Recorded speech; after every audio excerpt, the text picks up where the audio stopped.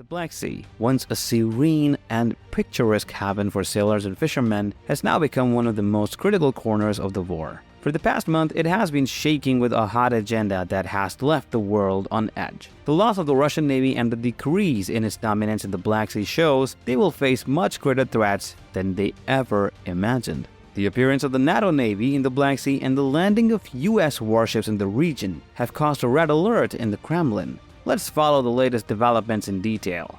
We all know that a weakness that the Russian Navy experiences in the Black Sea will make Crimea the most critical region of the war, vulnerable for Russia. Let us start with Russia. It had a more vital and advantageous army compared to the Ukrainian forces. However, it lost its power and advantage over time. Except for the first period of the war, Russia could not use its large army. The patriotism of the Ukrainians and the modern weapons of Western countries had a significant impact on the situation. Western countries continue to support the Ukrainian forces, and they give the message that new support packages are being prepared for Ukraine. Western countries' pressure on Russia with sanctions and modern weapons continues, and even the United States has begun to take more concrete steps. The United States deployed a warship in the Black Sea so the Kremlin would feel more pressure. This event took place for the first time since Russia started the invasion plan of Ukraine.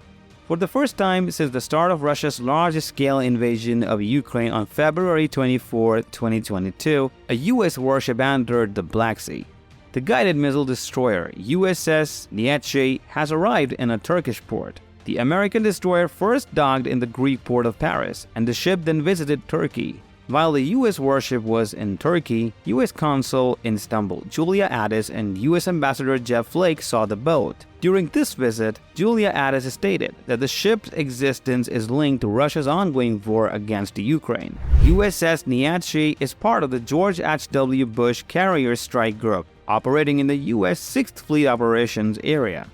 The Nimitz-class aircraft carrier USS George H.W. Bush CSG-10 is the flagship of the George H.W. Bush CSG. The presence of the U.S. warship in the Black Sea during the Russo-Ukrainian War indicates that the hegemony of the Russian forces in the Black Sea was largely destroyed. The last visit of the United States Navy to the Black Sea took place in 2021. The destroyer USS Arleigh Burke was the previous U.S. warship to leave the Black Sea and pass through the Bosphorus in December 2021. Before Nihatchi visited the Black Sea, two ships of the United States Navy attempted to approach the region. The destroyer USS Bainbridge visited Oxas, which is closer to the Dardanelles, in July 2022. Another destroyer, USS Mitcher, also visited Oxas in March 2022. The reason why the USA did not visit the Black Sea for a long time is that they thought that this move would escalate the war. But as we have seen recently, Russia has lost a great deal of dominance in the Black Sea. And the United States does not think that the Russians are likely to escalate the war. Russia has not won any wars against Ukrainian forces. Russian forces are trying to pierce the Ukrainian defense with ground attacks, but the Ukrainian forces do not allow the Russians to succeed. The Kremlin army was constantly losing power, and although there was no continuous conflict, Russia lost the most control in the Black Sea. The wrong war strategy was followed by the Kremlin government intensely, affected the Russian Black Sea Fleet. At least 18 ships and boats of the Russian Black Sea Fleet were sunk or fatally damaged after Russia's full-scale invasion plan began. This means that it lost close to 25% of its pre-war combat power, which consisted of 74 ships and boats. An interesting detail is that in 1990, the Russian Black Sea Fleet consisted of 800 ships, 274 of which were warships. But then, it began to decline sharply compared to the Soviet Union era. And it is seen that the Russian forces had 5 times fewer ships when the Ukrainian war began. Russia's total ship composition decreased threefold. The Black Sea Fleet, together with patrol boats, had 74 combat units by February 2022. Compared to Russia's past and present, everything is terrible for the Russian Black Sea Fleet. At the beginning of the conflict in Ukraine, Russia had 6 diesel-electric submarines, 6 large surface ships, including a missile cruiser, 36 other ships, and support vessels in the Black Sea region. In January 2022, Russia enforced additional forces from the Northern Baltic and Pacific fleets to the Black Sea and Mediterranean under the pretext of the exercise. 6 landing ships went through the Black Sea, and others remained in the eastern Mediterranean. At the start of the war, the Ukrainian forces had a very small navy. After the illegal annexation of Crimea by Russia in 2014, the Ukrainian Navy lost its ships and had to move its main base to Odessa. Ukrainian forces had no claims in the naval area. Despite this, Russian sailors lost the flagship of Black Sea Fleet, the Project 1164 Moscow missile cruiser, to a country that did not have a navy as a service arm. As we just mentioned, Russia's loss of dominance in the Black Sea is due to the Kremlin's adoption of wrong war strategies. With the annexation of Crimea in 2014, the main base of the Russian Black Sea Fleet became the port in Sevastopol. Russian forces were putting a lot of pressure on Ukraine thanks to this port, but the Russian army was not protecting this port well enough. Russia's main base in Sevastopol is not equipped with modern electronic warfare systems and radar for detecting naval and air drones. Ukrainian forces made good use of this vulnerability and struck the heart of the Russian Black Sea Fleet with drones. Many ships in the port were badly damaged. After annexing Crimea, Russia promised to modernize Moscow. For this reason, the Russian missile cruiser Moscow was sent to the docks for 3 years. However, instead of a complete modernization at the shipyard of the Black Sea Fleet in Sevastopol, only the engines were repaired, and Moscow continued to operate with the old air defense systems. As you know, the Russian missile cruiser Moscow was shot down by the Ukrainian forces using the Neptune missile. The Kremlin did not accept this, and stated that Moscow sank as a result of the fire.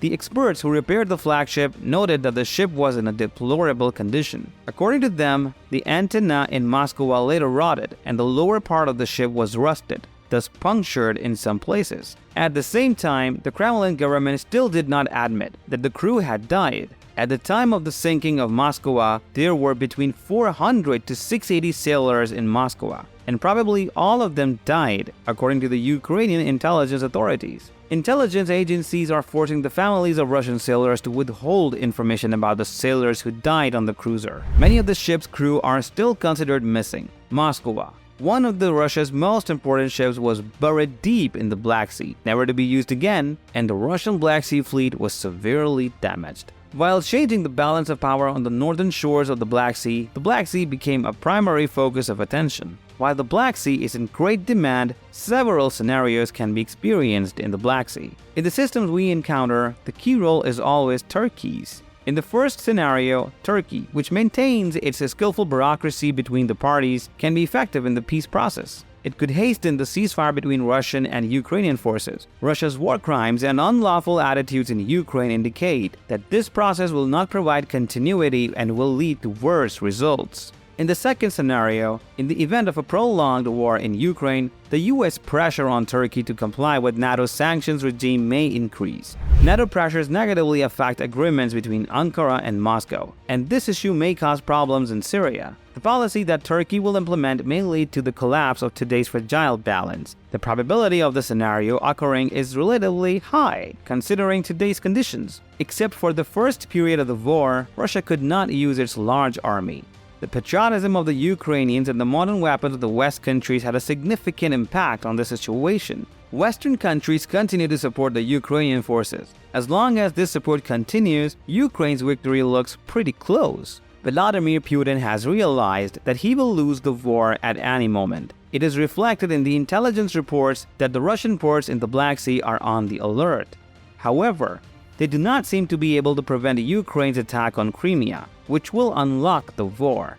No matter what, the following days of the war will show us more clearly how this situation is reflected on the front. The Black Sea is a critical region for both Russia and NATO. For NATO, it is an opportunity to support its allies and to gain a presence in the area. Russia is a vital region for its trade routes and military dominance. The recent developments show that the balance of power is shifting in favor of NATO, and Russia is losing its grip on the Black Sea. The loss of the Russian Navy and the decrease in its dominance in the Black Sea show they will face much more significant threats. The appearance of the NATO Navy in the Black Sea and the landing of US warships in the Black Sea caused a red alert in the Kremlin. The United States deployed a warship in the Black Sea so the Kremlin would feel more pressure.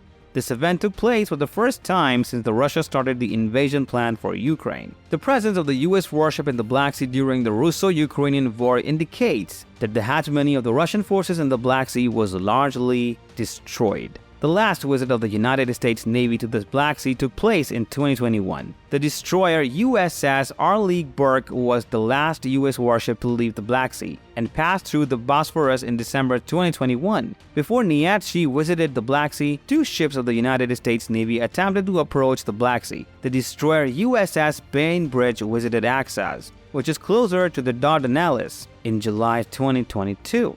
Another destroyer, USS Mitchell, also visited Axas in March 2022. The USA did not visit the Black Sea for a long time because they thought this move would escalate the war. But as we have seen recently, Russia has lost a great deal of dominance in the Black Sea, and the United States does not think that the Russians are likely to escalate the war. In conclusion, the Black Sea has become one of the most critical corners of the war.